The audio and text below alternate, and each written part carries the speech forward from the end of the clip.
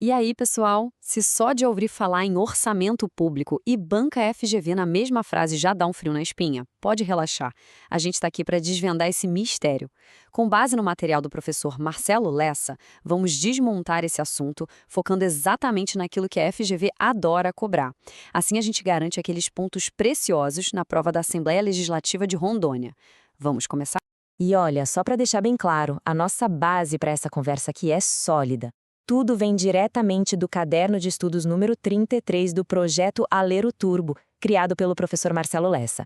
É esse material que vai ser nosso mapa para navegar pelas armadilhas da FGV.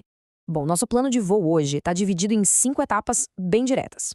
Primeiro, a gente entende o mapa do orçamento, o básico. Depois, a gente vê como ele evoluiu com o tempo. Aí, a gente mergulha nos princípios, que é onde a FGV mais gosta de aprontar. Na sequência, vamos ver como isso cai na prática, em questões reais, e no final, fechamos com aquela revisão de ouro para não esquecer mais. Tudo pronto por aí? Certo. Então, vamos começar pela base, pelo alicerce de tudo. Sabe, antes de se preocupar em decorar um monte de acessão e detalhe, a gente precisa ter certeza de que o conceito principal está bem firme na cabeça. Afinal, o que é, de fato, o tal do orçamento público? Parece uma pergunta boba, mas entender isso direitinho é o que abre todas as outras portas. E tá aí a definição mais pura e importante. Orçamento público é, antes de mais nada, uma lei. Simples assim. Só que é uma lei com duas caras, digamos.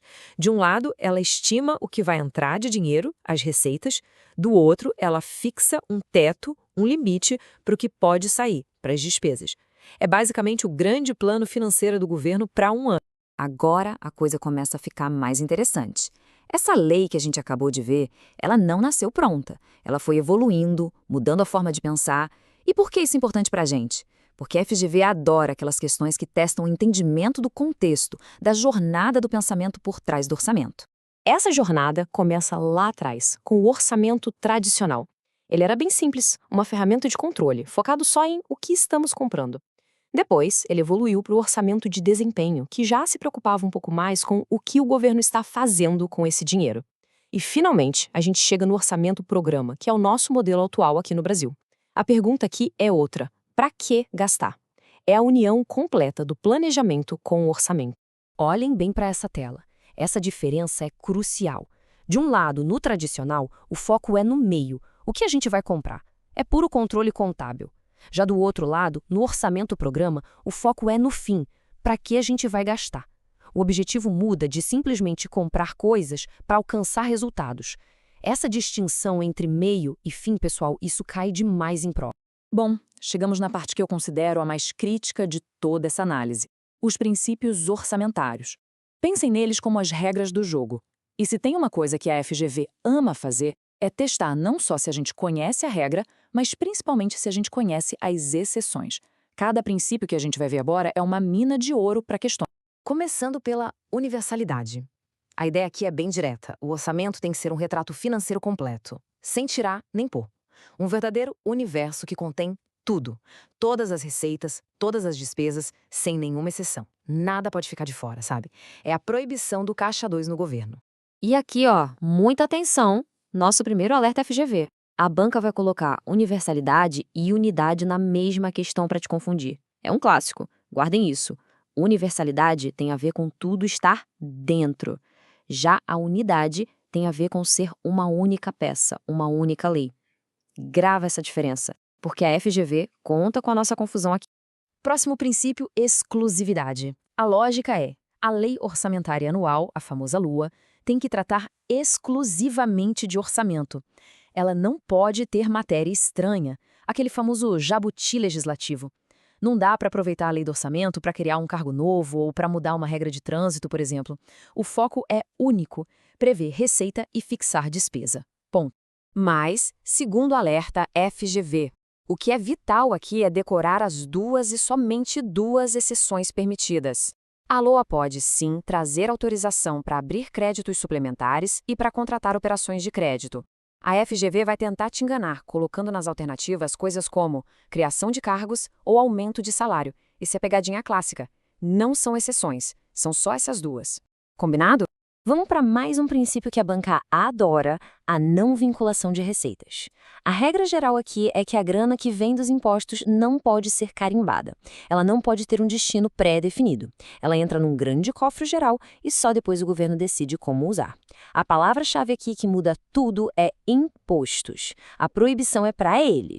E aqui está o pulo do gado, mais um alerta FGV. A proibição de carimbar é para impostos. Taxas e contribuições, por exemplo, já nascem vinculadas. E o mais importante, existem exceções para os próprios impostos. A gente pode, sim, vincular a receita de impostos para a saúde, para a educação, para a administração tributária e para dar garantia em operações de dívida. Essa listinha aqui tem que estar na ponta da língua. Muito bem, agora que a gente já viu a teoria e os principais pontos de atenção, vamos para o campo de batalha. Não tem jeito melhor de fixar o conteúdo do que analisar questões no estilo da FGV. A gente precisa entender como a banca pensa, como ela monta as armadilhas. Vamos ver na prática como esses conceitos todos aparecem na prova. Olha essa primeira questão. O enunciado é super direto. Ele pergunta: qual é o princípio que proíbe dispositivo estranho na LOA, mas que também permite exceções?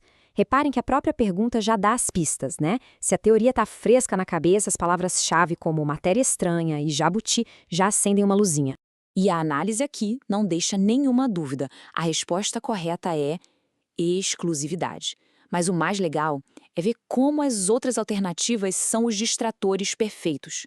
Eles colocam os outros princípios para confundir. Universalidade fala do conteúdo, unidade fala da forma de uma só lei, anualidade fala do tempo. O único que fala sobre proibir matéria estranha é a exclusividade. Vamos para a próxima análise. Essa questão vai direto na ferida, a vedação de vincular receita de impostos. E o comando é claro, ela quer uma exceção válida. Esse é o tipo de questão que não adianta muito raciocinar na hora. É preciso ter memorizado aquela lista que a gente viu agora em AME. Analisando as opções aqui, fica claro. Segurança pública, super importante, mas não é exceção constitucional para vincular imposto. Infraestrutura, também não. Assistência social é financiada por contribuições, que já tem um tratamento diferente. A única da lista que é uma exceção expressa na Constituição é a educação. É pura memorização da regra e, mais ainda, da exceção. E para a gente amarrar tudo isso de vez na memória, vamos para a nossa revisão de ouro. Agora é um bate-bola rápido, tipo um flash memo, para ter certeza que os conceitos mais importantes e, principalmente, aquelas diferenças mais sutis ficaram bem gravados. Pergunta rápida para testar o reflexo. Qual o nome do princípio que exige um só orçamento para a União, um para o Estado, um para o município? Pensa rápido, mas cuidado para não cair naquela armadilha que a gente já conversou. A resposta correta é unidade, também chamado de totalidade. E o reforço final para nunca mais esquecer: não confunda com universalidade. Unidade é sobre ser uma peça. Universalidade é sobre conter tudo dentro dessa peça.